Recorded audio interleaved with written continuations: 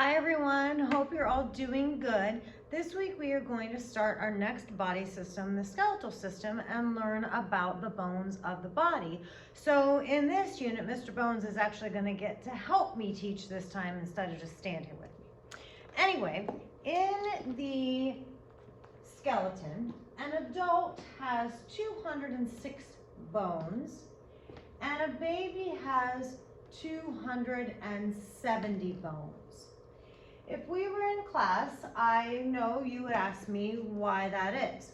The reason a baby has more bones than an adult is because as a baby, you have bones that will eventually fuse together as you become an adult. So an adult has 206 bones, a baby has 270.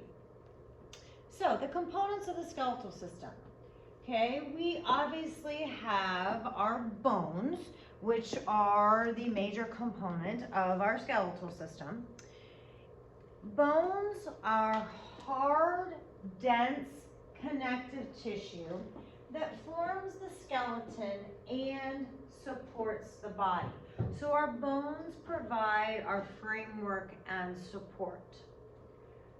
Okay, we also have cartilage.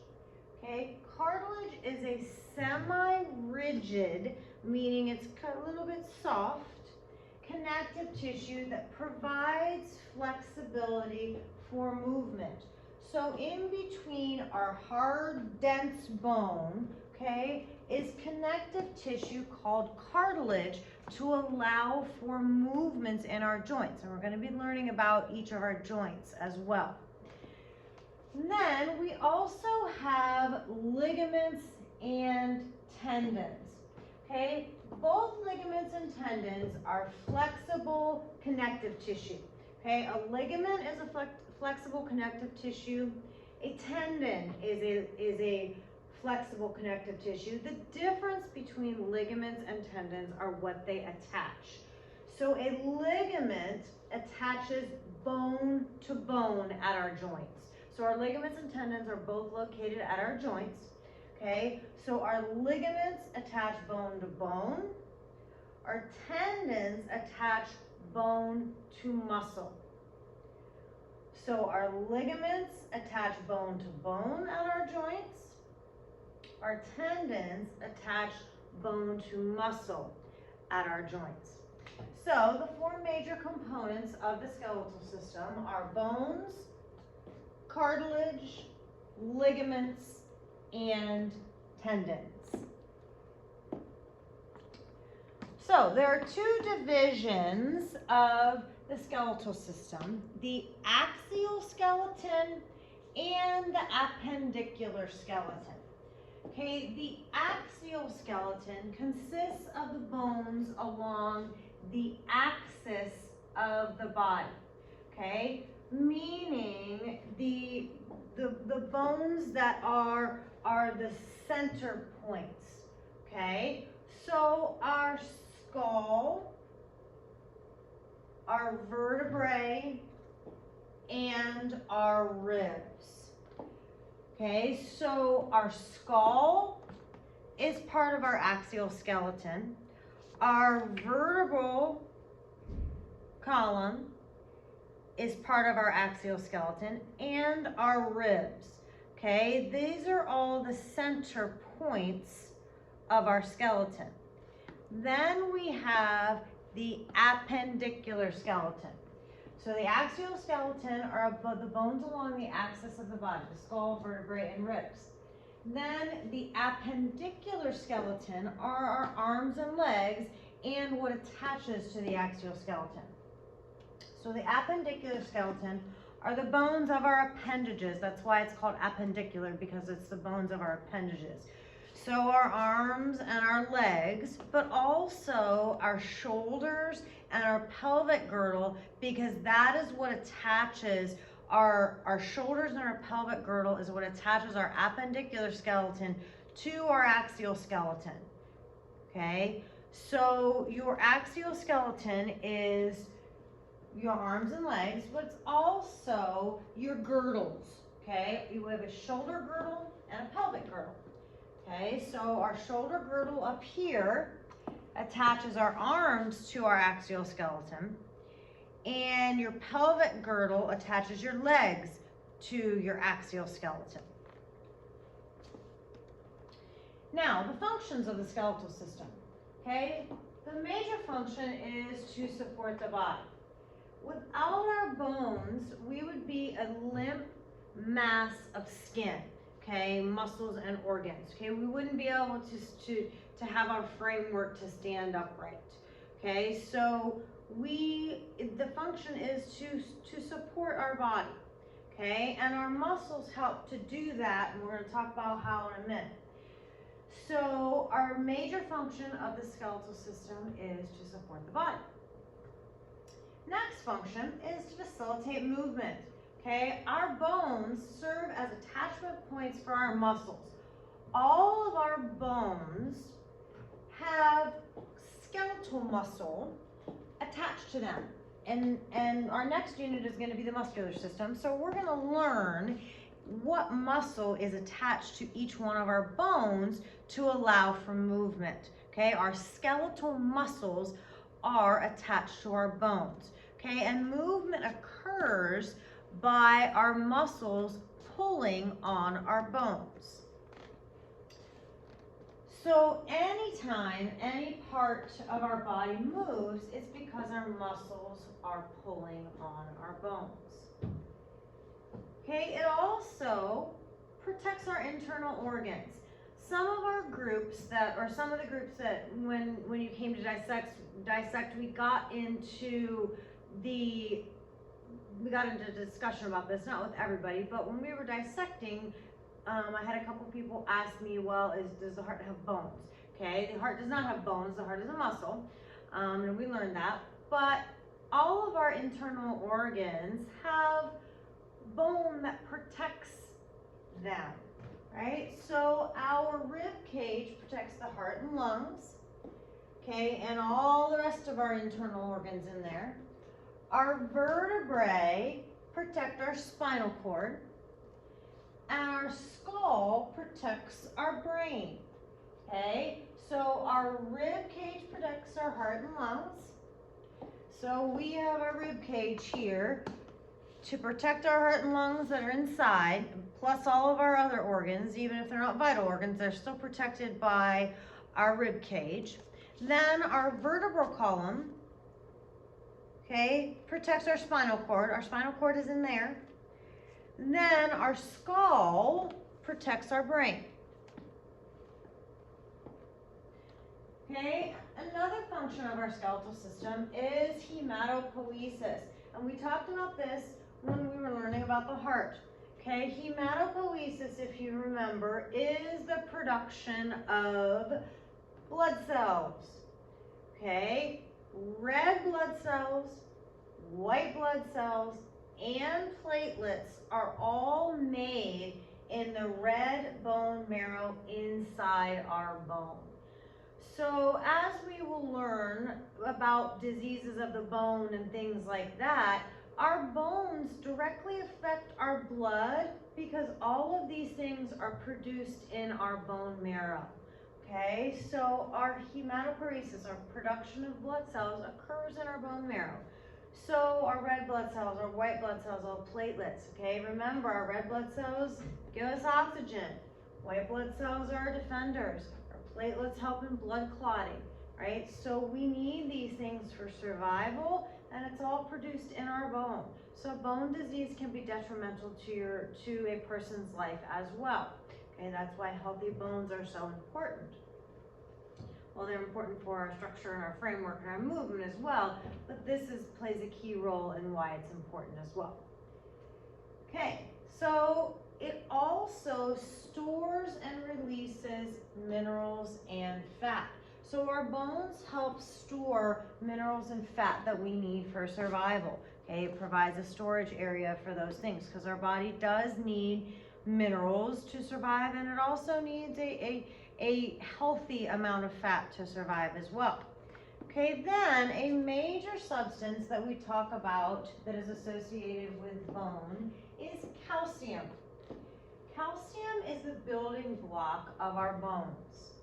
Okay, it is what helps to maintain bone strength throughout our lifetime. Okay, our calcium stores start to deplete over time as we get older, and women sometimes have their calcium stores deplete more than men in a disease that's called osteoporosis.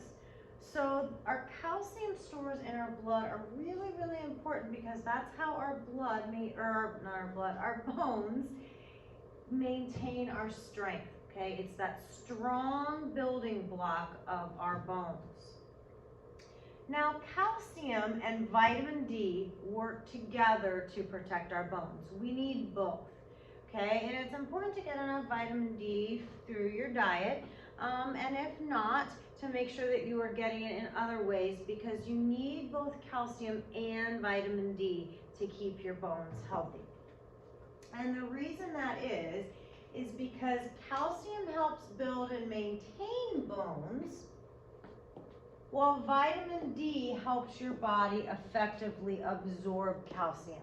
Okay, so calcium provides it allows our bones to stay strong, but we can't absorb the needed vitamin or the needed calcium we need without vitamin D present. So vitamin D allows our bones to absorb the needed calcium for strength.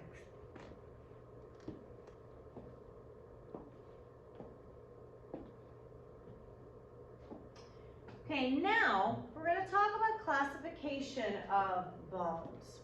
Okay, our first classification are called long bones. They are cylindrical in shape. Okay, they're called long bones because they're longer than they are wide. They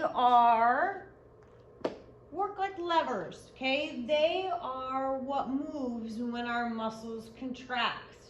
Okay, so they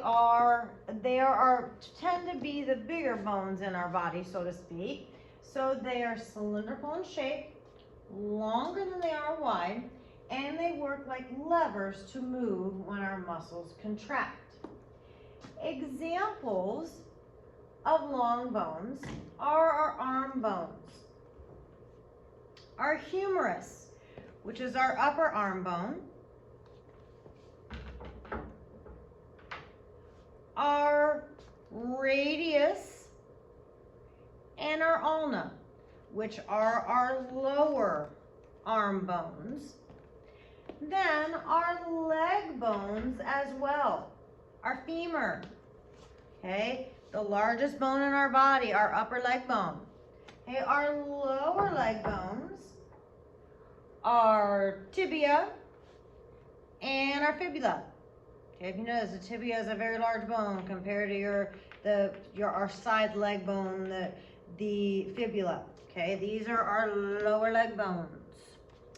Then also long bones are, if we grab our hands, our metacarpals, okay, which are our fingers, and then our phalanges, so our phalanges, which are the tips of our fingers. Our metacarpals are our large hand bones.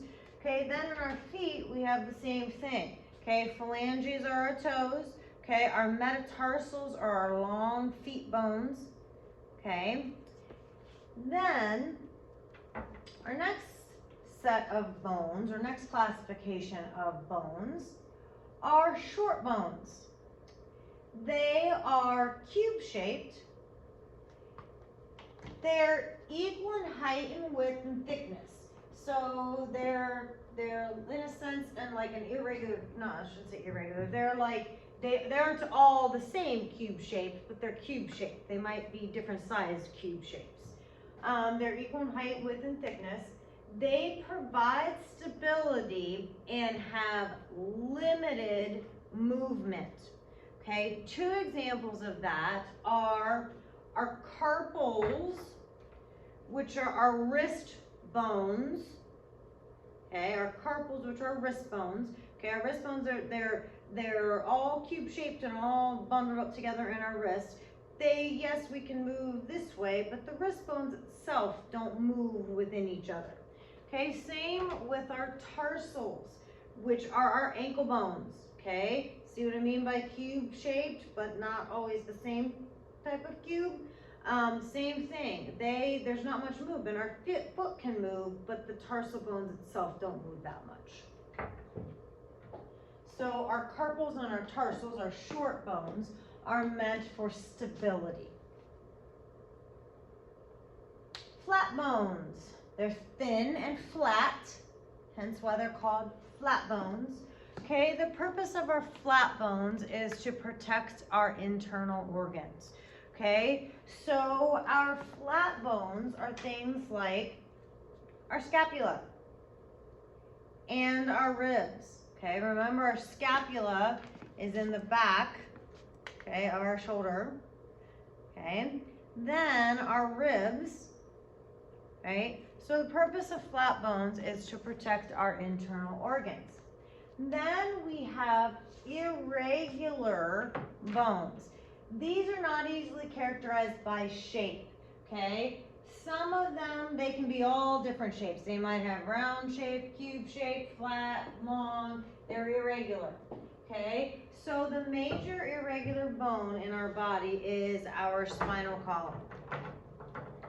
Okay, and our spinal column, okay, if you notice, okay, this is one vertebrae. See how there's round parts, there's flat parts, there's longer parts. Okay, so our vertebral column is an irregular bone.